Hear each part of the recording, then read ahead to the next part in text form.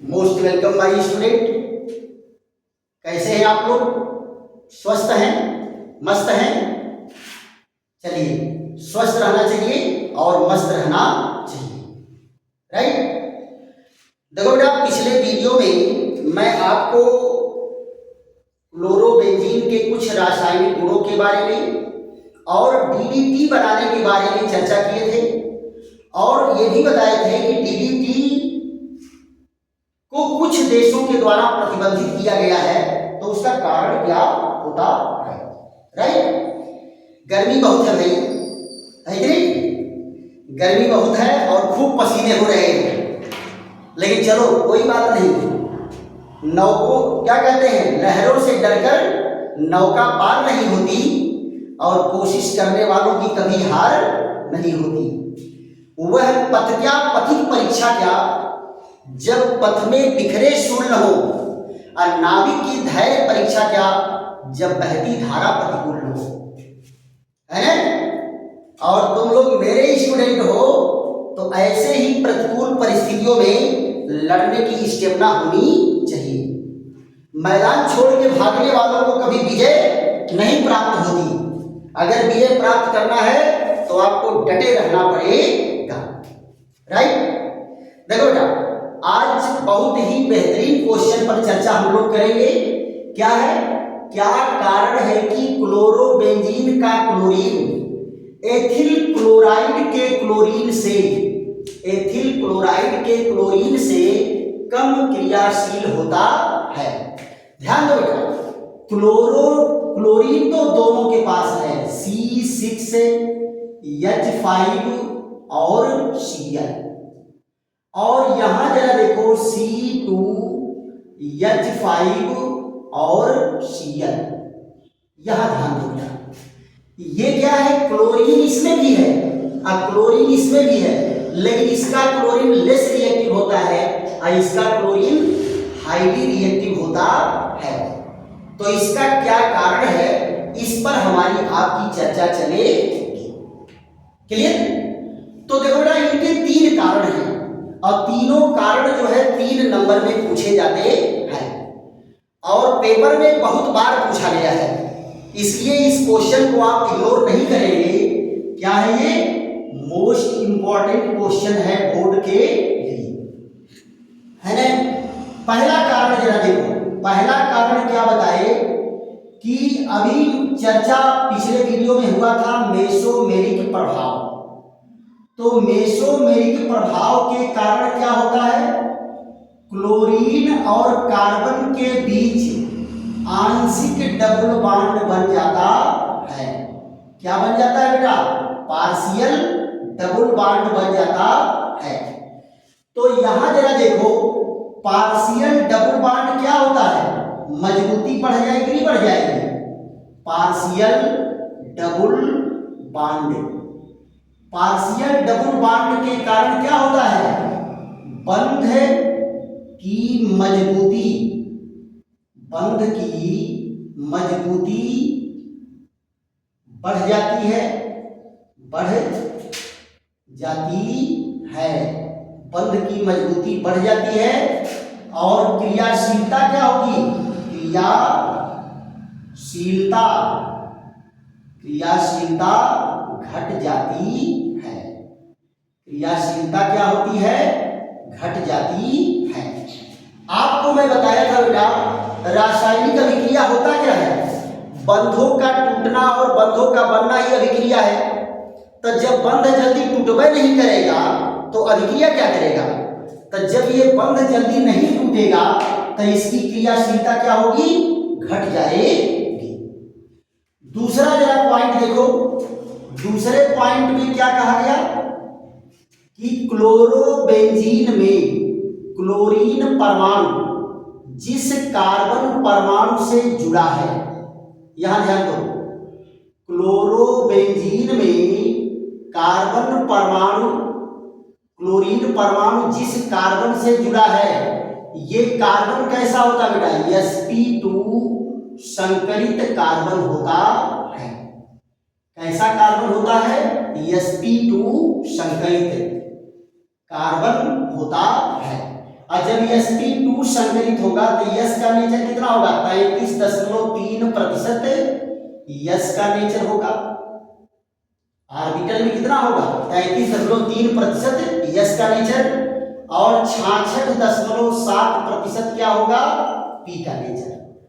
और हमेशा ध्यान दो, संकरण में बेटा जैसे जैसे यस का नेचर बढ़ता है बांड की मजबूती बढ़ती है, यानी बांड जो है और मजबूत हो जाएगा।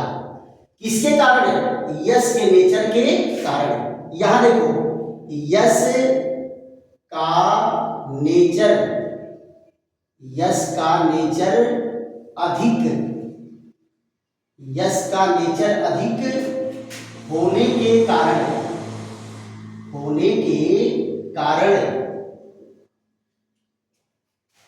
कार्बन क्लोरीन बंध की मजबूती बढ़ जाती है। क्या बढ़ जाती है बेटा? मजबूती बढ़ जाती है, मजबूती बढ़ जाती है। देखो बेटा जैसे जैसे यस का नेचर, देखो बेटा sp3 संकरण में यस का नेचर कितना 25% है, sp2 में कितना होता है 33.3%, sp1 में कितना होता है 50%। तो जैसे जैसे यस का नेचर ऑर्बिटल में बढ़ेगा बंध की मजबूती बढ़ेगी। तो दो कारण हो गया।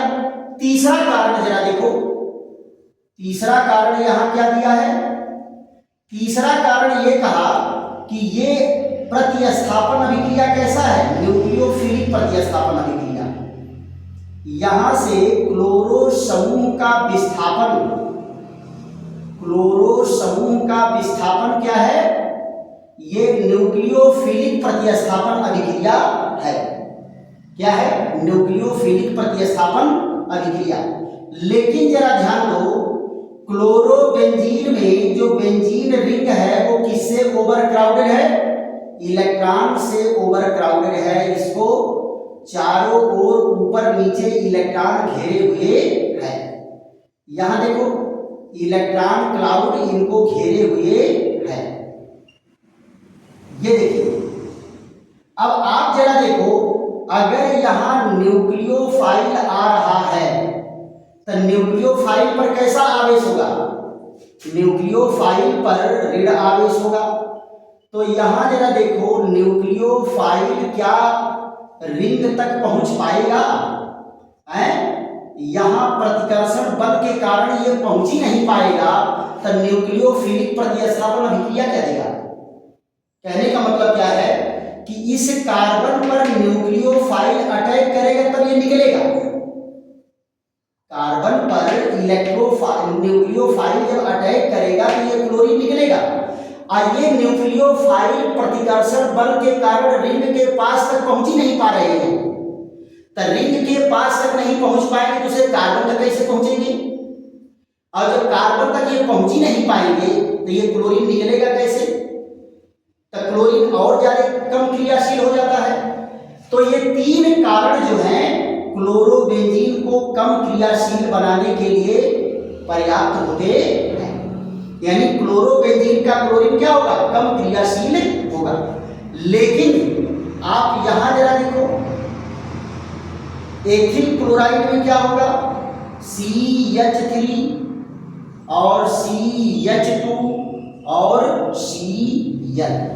देखो बेटा इनकी कहानी क्या है? यहां पर कॉन्जुगेट चेन है नहीं, मेसोमेरिक प्रभाव पड़ेगा नहीं, आंशिक डबल बॉन्ड नहीं बनेगा। और जब आंशिक डबल बॉन्ड नहीं बनेगा तो इसकी मजबूती यहां से भी नहीं बढ़ेगी। पहला कारण गायब। दूसरा कारण देखो, इसका कार्बन कैसा है? कार्बन है sp3 संकरित। कार्बन कैसा है? sp3 संकरित कार्बन है। तो इसमें क्या होगा? 25% यस का नेचर होगा, 25% यस का नेचर, और 75% क्या होगा? पी का नेचर होगा। 75% पी का नेचर होगा। तो यहां देखो यस का नेचर क्या है? कम है। तो बंध क्या होगा? कमजोर होगा, जल्दी टूटेगा, जल्दी रिएक्शन करेगा, जल्दी टूटेगा, कमजोर होगा तो जल्दी टूटेगा, और जल्दी टूटेगा तो जल्दी रिएक्शन करेगा, राइट। तीसरा कारण जरा देखो, ये बंध के इलेक्ट्रॉन को अपनी ओर खींचा है तो इस पर क्या है, पार्शियल नेगेटिव चार्ज, और इस कार्बन पर क्या जाएगा, पार्शियल पॉजिटिव चार्ज। अब जरा ध्यान दो, आ कौन रहा है अटैक करने, न्यूक्लियोफाइल। कौन अटैक करने आ रहा है, न्यूक्लियोफाइल। अब जरा देखो, न्यूक्लियोफाइल कहाँ अटैक करेगा, इनके रास्ते में कौनो रुकावट नहीं है, यहाँ इलेक्ट्रॉन क्लाउड रोक रहा था, यहाँ इलेक्ट्रॉन क्लाउड रोक रहा था, और यहाँ कोई रुकावट पैदा करने वाला नहीं है, आएगा यहाँ मारेगा धड़ाम से, और यहाँ से बांध टूट के किनारे, बांध टूट करके किनारे, तो क्या हो गया, यहाँ पर न्यूक्लियोफाइल जुड़ गया। कौन जुड़ गया, न्यूक्लियोफाइल, और निकल क्या गया, क्लोराइड यहां से निकल गया, राइट।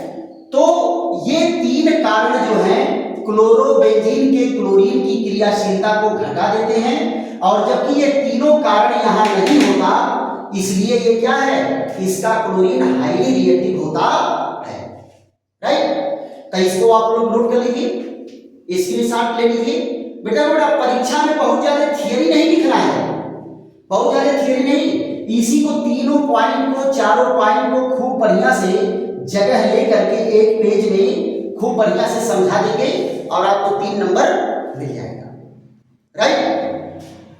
एक रिएक्शन बेटा छूट गया है बेंजीन वाले में, उसको भी हम चर्चा कर लेते हैं कि बेंजीन वाले में एक रिएक्शन बहुत ही इंपॉर्टेंट रिएक्शन छूटा था, तो उसको आप लोग जो है ध्यान दे करके कि हमको बेंजीन वाले में पढ़ना है, और यहाँ जो है क्लोरोबेंजीन वाला चैप्टर यही फिनिश है ना। और क्लोरोबेंजीन वाले से बहुत क्वेश्चन बेटा आए हैं, चैप्टर छोटा है बट खोटा है, छोटा है लेकिन बड़ा ही इंपॉर्टेंट है, इसको एक एक रिएक्शन को आपको आंखों से उठा लेना है।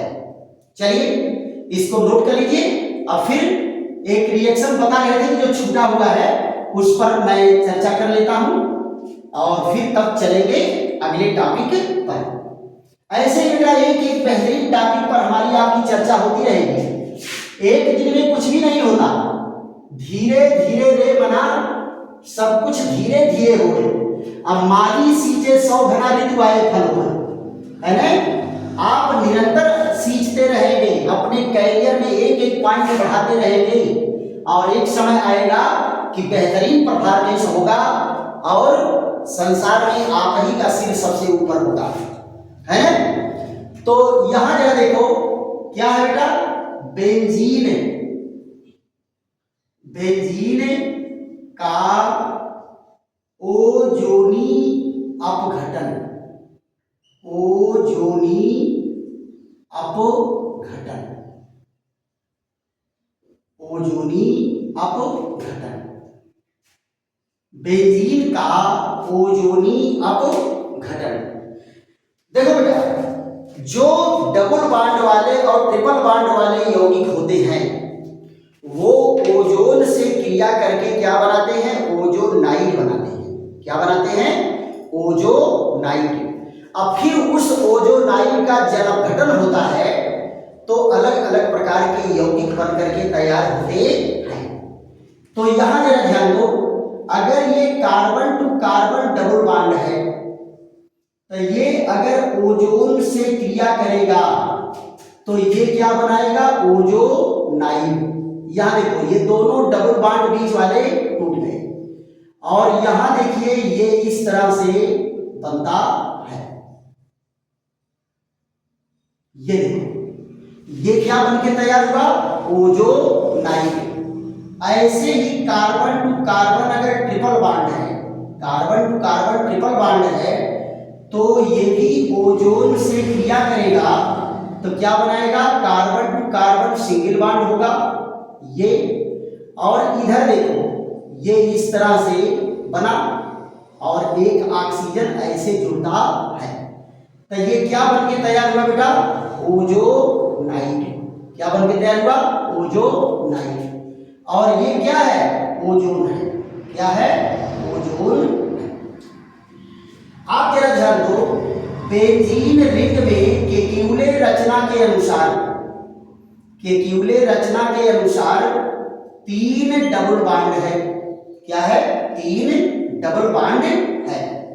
और ये ओजोन से क्रिया करेगा तो ये भी क्या बनाता है बेटा? ओजोनाइड बनाता है। क्या बनाता है? ओजोनाइड। तो यहां देखो CH और ये CH, फिर यहां देखिए CH सिंगल बॉन्ड CH, फिर यहां देखो CH single bond CH, right. अब यहां जरा देखो, इस पर एक ओजोनाइड बना, एक ओजोनाइड यहां बना इस तरह से, एक ओजोनाइड यहां देखो ये बना, इस पर एक ओजोनाइड यहां बना, यहां देखो एक ओजोनाइड ये बना। तो ये क्या बनके तैयार हुआ? Benzene try ozonide, benzene try ozonide, benzene try ozonide. यहां पर बेटा ये क्या है? बेंजीन है और ये क्या है? ओजोन है। क्या है? ओजोन। अब जरा यहां ध्यान दो, इसका जल अपघटन होता है, जल अपघटन होगा जिंक की उपस्थिति में और एसिटिक अम्ल की उपस्थिति में जल अपघटन होगा। तो यहां देखो 3 अणु पानी के भाग लेंगे, 3 अणु किसके भाग लेंगे? पानी के। तो इसका अपघटन कैसे होता है बेटा? ये देखो डायरेक्शन है इसका, यहां से CHO CHO एक एल्डिहाइड यहां से बना, यहां देखो ये है दूसरा अपघटन, यहां से CHO CHO, और तीसरा अपघटन यहां से है CHO CHO। अब बचा 3 ऑक्सीजन, तीनों ऑक्सीजन 3 अणु पानी से जा करके जुड़ेगा तो क्या बना देगा? H2O2। ये क्या बनके तैयार हुआ बेटा? हाइड्रोजन पराक्साइड, हाइड्रोजन पराक्साइड बन करके तैयार होता है। और 3 अणु क्या बन के तैयार होगा? यहां जरा देखो, 3 अणु बन करके तैयार होता है, यहां ये C डबल बॉन्ड OH और C डबल बॉन्ड ये। देखिए 2 एल्डो ग्रुप आपस में जुड़ गया। क्या जुड़ गया? 2 एल्डो ग्रुप। तो ये क्या बनेगा? ये बनता है बेटा ग्लाइऑक्सल। इसका क्या नाम है? ग्लाइऑक्सल बन करके तैयार होता है। तो ये क्या है? ओजोनी अपघटन की अभिक्रिया है। अब मोस्ट इंपॉर्टेंट बेटा है, परीक्षा में कई बार पूछा गया है ना? तो आप बताओ जरा, तो आपको रसायन विज्ञान बेहतर ढंग से समझ में आ रहा है कि नहीं आ रहा है? और अगर कहीं पर प्रॉब्लम हो रही है बेटा तो आप कमेंट करो। अगर मान लो इसका लिखने का लेटर छोटा है तो छोटा लेटर बड़ा किया जा सकता है ना? स्पष्ट वीडियो तो बन रहा है बेटा। जैसे वीडियो जब लोड किया जाता है एकदम क्लीन स्क्रीन होती है। अगर आपके पास तक स्क्रीन अगर साफ नहीं पहुंच रही है तो आप अपने मोबाइल में रेजोल्यूशन सेट कर लीजिए। वहां कॉर्नर पर सेटिंग की बटन दिया रहता है और वहां से जो है हाई रेजोल्यूशन पर सेट करके वो करेंगे तो आपकी स्क्रीन भी एकदम साफ हो जाएगी। एक बच्ची कमेंट करके पूछी है कि 11वीं का पहला चैप्टर बेटा जितने 11वीं के नंबर पड़े हुए हैं क्लास 11th वो शुरुआत से ही चल रहा है। आप जो है शुरुआत से ही चैप्टर को देखते जाइए, एक एक टॉपिक का, और नोट बनाते चलिए। एक भी टॉपिक आपका छूटने वाला नहीं है। चलिए फिर मिलते हैं अगले बेहतरीन वीडियो में। तब तक के लिए विश्राम। थैंक यू, धन्यवाद।